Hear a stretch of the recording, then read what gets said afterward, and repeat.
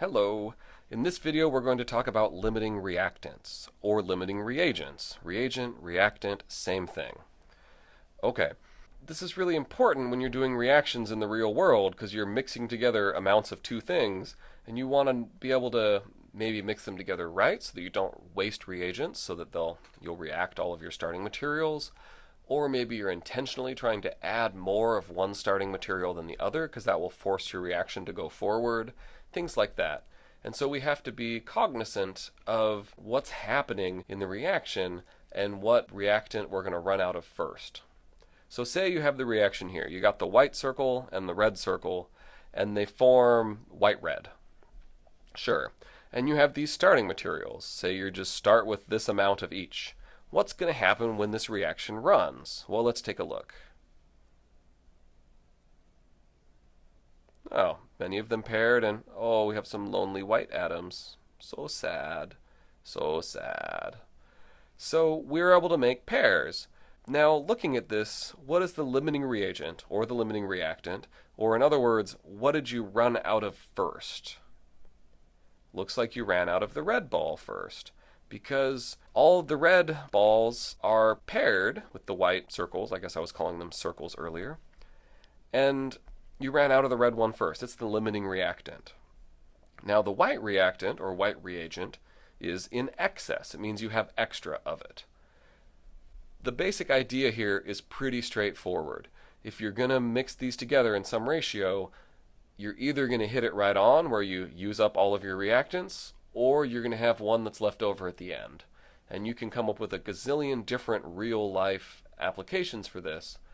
We're talking about it in a chemistry context, but the overall idea here is pretty straightforward. If you've got 10 slices of meat and 10 pieces of bread, how many sandwiches are you making? You're only making 5 sandwiches. Things like that. The thing that makes it difficult in chemistry is we need to find a way to do this mathematically, because oftentimes you're looking at numbers that are a little more abstract and you can't think about it critically, and so you have to find a mathematical way to do it. So let's talk about that. How would you do this? So I'm going to rephrase it from white circle to plus red circle to white red to A plus B goes to AB, because it's just a little easier to say. All right, so we've got 8A in this picture. If you count the white circles, there's 8 of them. And so you could have either 8 atoms, you could have 8 dozen atoms, you can also have 8 moles of atoms, and the logic will hold true in any case.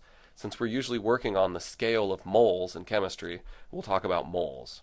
If you count them up, there's 5 red circles, 5B, and we'll say that represents 5 moles of B.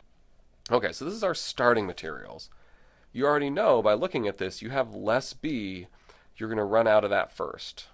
But how do we determine that mathematically? Well, we have some stoichiometric ratios here. We've got 1 mole of A for every mole of AB, and it takes 1 mole of B to make every mole of AB. So how do we figure this out? Now, there are several different ways to do this. If you learned this in high school, your teacher had a different method they taught you maybe. If you learned this in a different section of chemistry class, then your teacher probably taught you differently. There's a number of different ways to do this. I teach this method because I think it's the most reliable and it's going to work all the time. Other methods require a little more like finesse and logic to use them. They might be faster, but overall it's a little harder to teach as a do this order of events and you'll get the right answer. So I like the one that's a little more definitive. So here's what you're going to do. Convert both of your starting amounts to product. So 8 moles of A, you're going to convert that to the product, not to B, to the product. And here's the mole ratio in the middle. And then you have 5 moles of B, and you'll convert that to the same product. If there's more than one product, pick one. You have to convert them both to the same product. Okay. Now when you do this, whatever gives you the lower amount of product, that comes from your limiting reagent. So don't forget, this is your limiting reagent over here. It's the one that makes the least amount of product. So don't call this the limiting reagent. This is not the limiting reagent, it's a product, not a reactant. Okay, so your limiting reagent's over here. Great. I think it's helpful to cross out the other one so that in subsequent steps in these problems, you don't accidentally use the wrong number. Feel free to do that if you'd like. Now, the amount of product that's made by your limiting reagent is your theoretical yield. If you made this reaction and it all converted from reactants to products as much as it could, how much do you make? That's your theoretical yield. And so in this case, it's 5 moles. You're never going to make 8 moles of this product because you don't have enough of the B starting material in order to do that. So that's a non-realistic number. So the 5 moles of AB is how much product you could make. We then define something called percent yield or percentage yield, and this is where you take how much you actually made experimentally and then you divide it by your theoretical yield, which you calculate from the limiting reactant. So this comes from the limiting reactant. It's how much product you make with the limiting reactant. This comes from your experiment somehow. And so this is called percent yield. I don't give you this formula because it's just a simple percentage. You should know how to do this. Percent yield is much different than percent error. Remember, percent error is actual minus theoretical divided by theoretical, where you take a difference and you divide it by what you should have gotten. This is different. You're just taking a straight ratio here. How much you made divided by how much you should have made. And this is really useful because sometimes reactions will never make 100% product. They just don't go all the way to completion. Other times you lose some, you spill it, things like that. And those are both accounted for in your percent yield. Okay, we need an example problem, pronto. So, here's a reaction. This is called the thermite reaction. It's actually cool. You put it together, light it off, and it makes molten iron in front of you. It's a lot of fun. So, say you start with 1.5 moles of aluminum, 1.5 moles of iron oxide. What's the limiting reagent? How much iron are you going to make? That's part 1. Part 2, we switch these up and put masses in, and that'll change things a lot. In part 3, then we do the percent yield question. What if your reaction in part 2 only made this much? What's your percent yield? So let's try this. Part 1 first. So remember our plan here is we're going to take both reactants and convert them to the same product. Now, in this case, our product that I'm going to pick is determined by what's in the equation. And I'm doing this advantageously. I'm going to look at this, say, hey, later we need to know the yield of iron. So I'm going to convert both of these to iron, like that. And this one to iron as well. Okay, please don't convert the reactants to each other. Please don't convert them to different products. That gets you in trouble too. Okay, so how do we go about doing this conversion? Fortunately, in this problem, we start with moles. That makes it pretty easy. We just say we have 1.5 moles of aluminum. And then we use the mole ratio. So I'm looking up at the equation. I see we have 2 moles of aluminum. So I'm going to say 2 moles of aluminum, like that. And then I'm converting this to iron, and there's a 2 in front of the iron here. So I'm going to say 2 moles of Fe. In reality, this ratio reduces to 1 to 1. I usually just leave it as is because I think conceptually it's easier to understand. But if you do this, all right, 1.5 times 2 divided by 2 gives you 1.5. But now we have moles of iron product that we could make.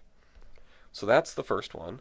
Then let's start with the other one. If we have 1.5 moles of iron oxide, now looking at this, I want to take the iron oxide and put it on the bottom so that it cancels out. And then in the equation, there's no coefficient, so that means it's 1. And then, again, we're converting to iron. In the equation, there's a 2 in front of it. Just like that. Now we take 1.5, multiply it by 2. That gives us 3 moles of iron. Now, we've done this for both reactants. We've converted them to the same product. Now we can compare. If you start with 1.5 moles of aluminum, you can make 1.5 moles of iron. If you start with 1.5 moles of iron oxide, and you had the right amount of aluminum, you could make 3 moles of iron. But we don't have enough aluminum in order to make 3 moles of iron. So we're not going to make this. Not that. We're going to make 1.5 moles of iron. So that means that over here, this is our limiting reagent.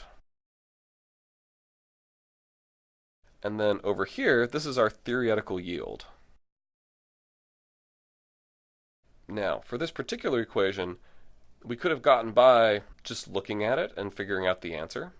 Because if you can look at this, you say, okay, I have equal amounts of aluminum and iron oxide in moles, and I need to use aluminum at twice the rate of iron oxide. So that means if I start with equal amounts of these, I'm going to run out of aluminum first. And then since it's 1 to 1 aluminum to iron, or 2 to 2, you could say, okay, then I would make that 1.5 moles of iron. So you can kind of think through it if you start with moles. That said, probably safer to use the plan here and stick to the plan. Keep in mind, this works with moles. Just kind of just look at it and think. Looking at it and thinking does not work very well with grams. And we'll get to that next. Alright, so now we're starting with 4.5 grams of aluminum and 5.63 grams of iron oxide. Remember our plan, okay? We're going to convert these to the same product. So we're both going to convert these to iron because this problem asks what's the theoretical yield of iron. If we choose that as our target, then we have answered the question by the time we figure out the limiting reagent. If you converted both of these to aluminum oxide, well, that would work to figure out the limiting reagent. You'd then have to go back and do it again to go from whichever one the limiting reagent is to iron. So it's a little longer if you do it that way. Still works just fine, but it's just a little longer. Okay, so I'm going to take aluminum metal and convert it to iron. Alright, with the molar mass, we want to put the grams on the bottom so it cancels. And with our mole ratio, we want to put the moles of aluminum on the bottom. And from the balanced equation, there's 2 moles of aluminum. We're going to make 2 moles of iron. And then you can either convert these all the way to grams now, or you can just leave it in moles, whatever you prefer. I'm going to leave it in moles, honestly, because I'm running out of space on my screen. Okay, so this would make 0.180 moles of iron, assuming you had endless amounts of iron oxide. Now we'll do it the other way around. We'll say if we started with 5.63 grams of iron oxide, how much iron could we make, assuming endless amounts of aluminum? So we need the molar mass here. And then we'll use the mole ratio. And remember, I'm pulling the mole ratio just from the equation up here. 2 moles of iron to 1 moles of iron oxide. Okay, now when you run that math, you get 0.0705 moles of iron. Now, our next step in the process is to look and see which one made the least amount of this product. And well, the least amount is over here. So that means this is our limiting reagent. And then the amount of product produced by the limiting reagent is the theoretical yield. But we have one problem in that the question we are asked is to give the theoretical yield of iron in grams. And right now we have the theoretical yield of iron in moles. So we got to do a little work to fix that.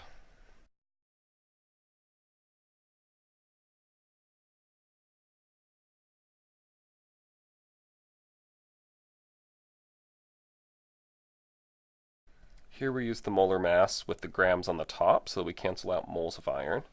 And this equals 3.94 grams of iron. I should put a dividing line here so we don't get all confused. So I went from the bottom of the screen to the top of the screen. Not optimal, but it worked.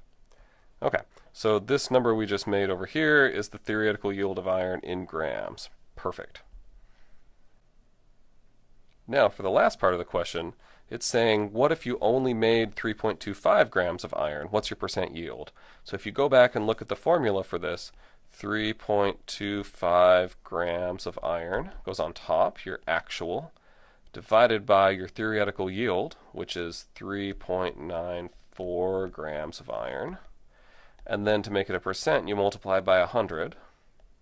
And so then this gives you 82.5%. Perfect. And the last thing I want to say is I have a handout on Moodle that talks about limiting reagents in terms of making sandwiches in hopes that it makes it easier to understand.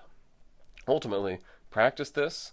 It's something that tends to hang people up, but the fundamental concept here is pretty simple, so the more you do it and then try to think back to why you're doing the steps I tell you to do, the better off you're going to be. Alright, thanks for watching.